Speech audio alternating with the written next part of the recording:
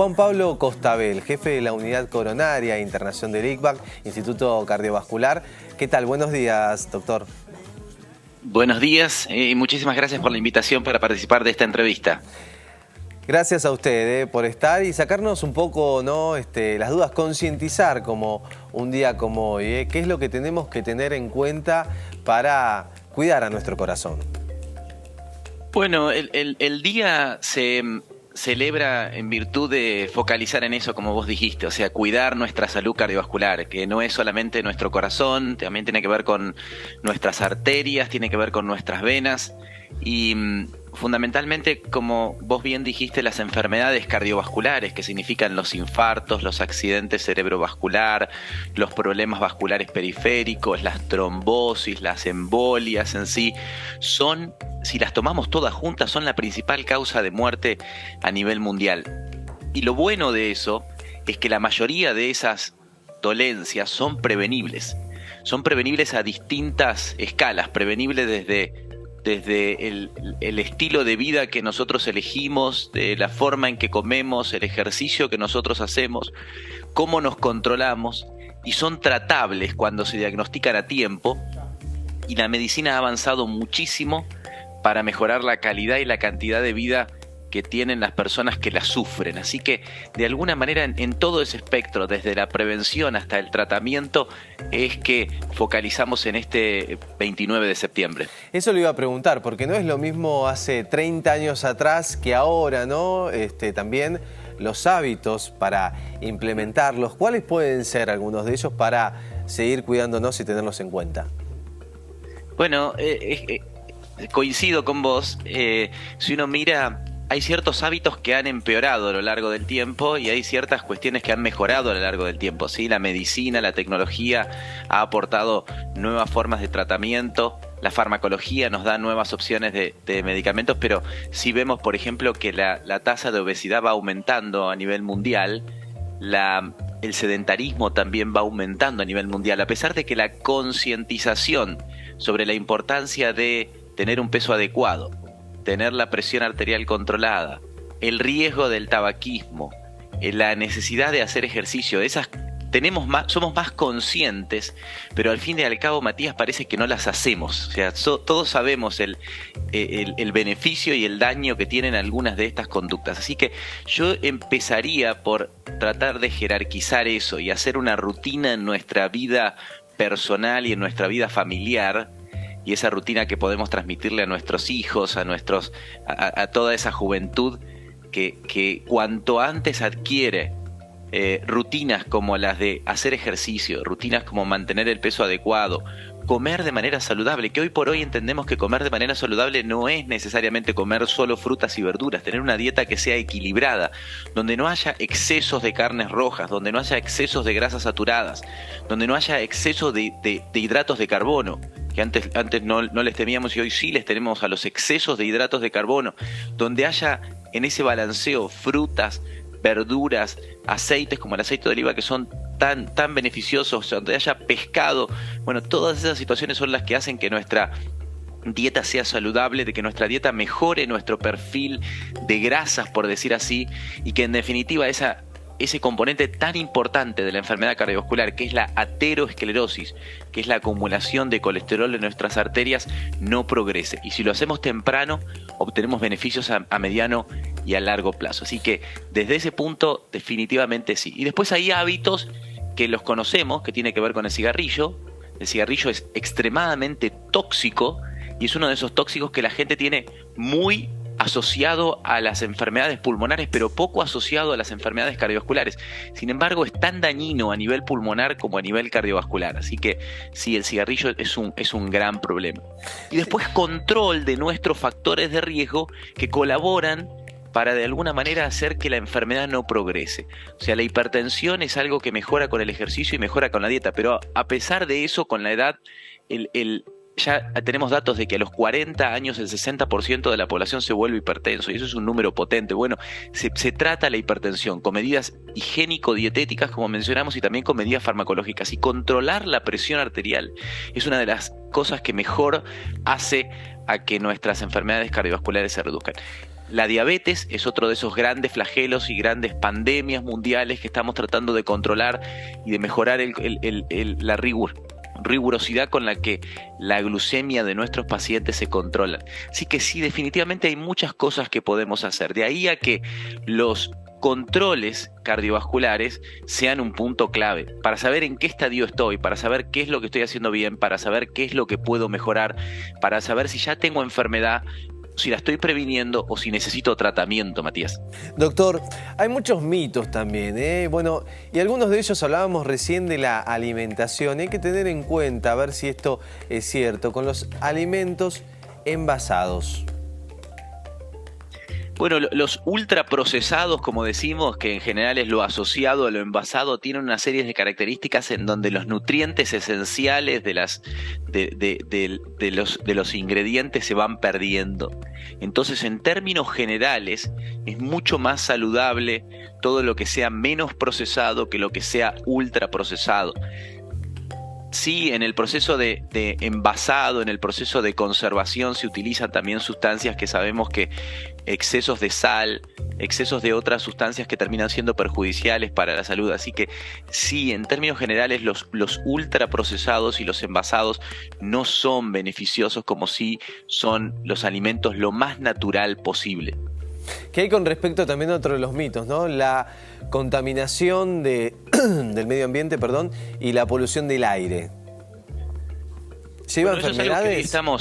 Eso es algo que estamos investigando definitivamente. Es algo al que le hemos puesto el foco en el último tiempo y realmente los datos preliminares muestran que es un factor de riesgo y a veces es medio difícil analizar cuánto tiene que ver con la contaminación del aire y cuánto tiene que ver con el estilo de vida de las grandes ciudades, porque las más contaminadas son esas grandes ciudades en donde las personas comen peor, en donde las personas tienen menos descanso, en las personas hacen menos ejercicio. Entonces uno dice, ¿cuál es el problema? ¿Vivir en la capital federal que tiene mayor nivel de contaminación que otra ciudad del interior?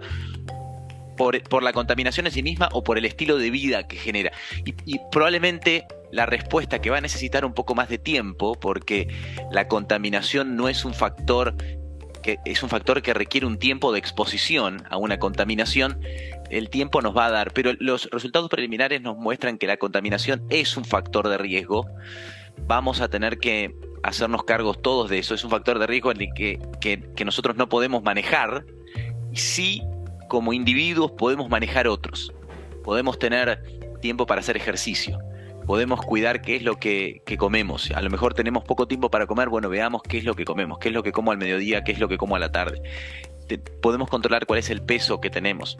Podemos ver de qué puedo hacer para dejar de fumar si estoy fumando. Me hago un chequeo para ver realmente cómo está mi situación y si desconozco algunas patologías. La hipertensión es una de esas patologías que ahí tenés otro mito, Matías. La gente dice, no, yo solamente pienso en hipertensión cuando tengo dolor de cabeza o cuando la vista nublada o cuando hay algún otro factor. No, la hipertensión es sumamente silenciosa, es uno de esos asesinos silenciosos que decimos. Realmente es eso, o sea, la única forma de saber si tengo presión o no es medírmela. Bien. Probablemente si espero a tener cefalea, que es un factor poco asociado a la hipertensión, se me pase, entonces tengo que medir la presión, y eso no hace falta medirme la presión todos los días. Me mido la presión una vez al año y puedo ir viendo cómo va mi presión en el tiempo y saber si necesito alguna herramienta. Pero probablemente todas estas medidas generales beneficiosas que decimos para nuestra salud también va a ser que el momento en que mi presión se instale se difiera en el tiempo. Bien, también el estrés psicológico, doctor.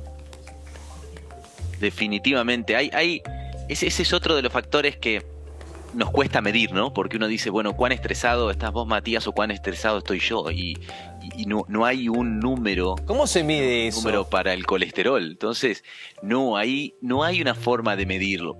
Podemos tener a nivel poblacional estadísticas para evaluar el estrés, pero en definitiva lo que nos interesa es el estrés individual.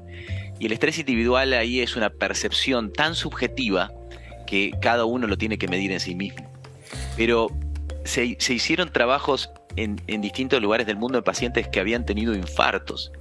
Y en términos estadísticos, el control del estrés puede ser tan bueno como el dejar de fumar para reducir el riesgo de reinfarto. por ejemplo. Entonces, fíjate el impacto que tiene. La dificultad es cómo tratarlo, cómo medirlo, cómo controlarlo, pero ahí es donde cada uno tiene que hacer el trabajo individual para ver cómo estoy y qué terapia necesito para controlar y convivir con mi estrés. Mucha gente dice, bueno, yo no puedo cambiar de trabajo, ¿no? O sea, la situación de nuestro país no permite tener unas oportunidades innumerables. Entonces, a veces, bueno, ¿cómo hago para convivir y que mi trabajo no me impacte? Y ahí está. Y entonces hay gente que hace técnicas de meditación, gente que hace técnicas de terapia, gente a la que de alguna manera el ejercicio le hace bien por ese lado. Bueno, el ejercicio, a eso descanso. Doctor, a eso me detengo, ¿no? En el ejercicio, ¿qué es lo que se puede realizar, ¿no? Una persona también, y que no tenga recursos a veces para ir a un gimnasio o en cuanto a las comidas, ¿qué recomienda así en general para tenerlo en cuenta también? Bueno, hay datos que uno dice, yo no tengo tiempo para ir al gimnasio. Bueno, no hace falta ir a un gimnasio para el ejercicio que nuestro sistema cardiovascular necesita. El ejercicio alcanza con caminar, alcanza con trotar, alcanza con andar en bicicleta, alcanza con ir a nadar. Entonces ahí ya hay menos amenazas para no poder realizar el ejercicio.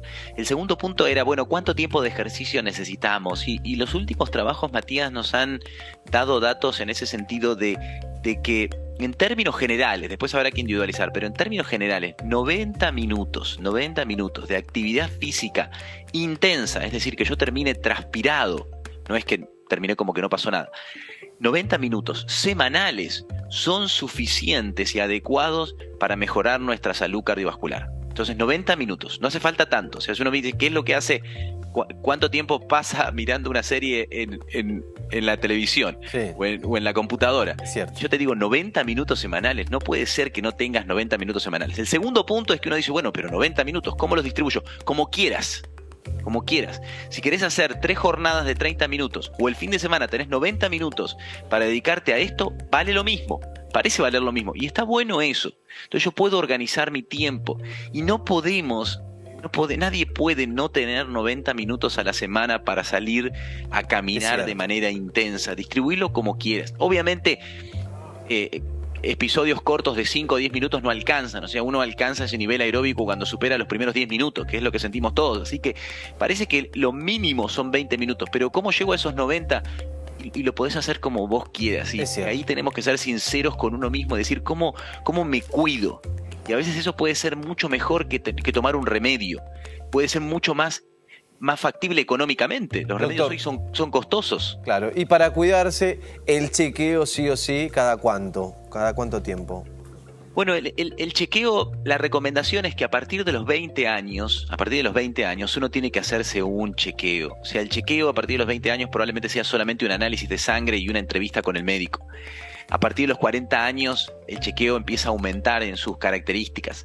Pero después la frecuencia va a depender de qué es lo que yo como médico vea. Entonces hay pacientes a los que les digo, mirá, la verdad que el próximo control lo hacemos dentro de 1 año, o el próximo control lo hacemos dentro de 2 años.